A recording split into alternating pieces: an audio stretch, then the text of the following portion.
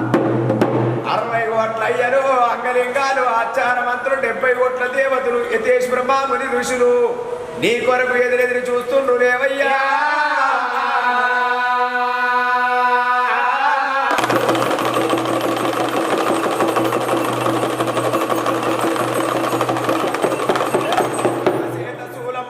ఒక చేత జగ్గు వట్టి ఒక చేత బండారు వట్టి ఒక చేత భక్తులకు వరమును ఇచ్చేది అలా.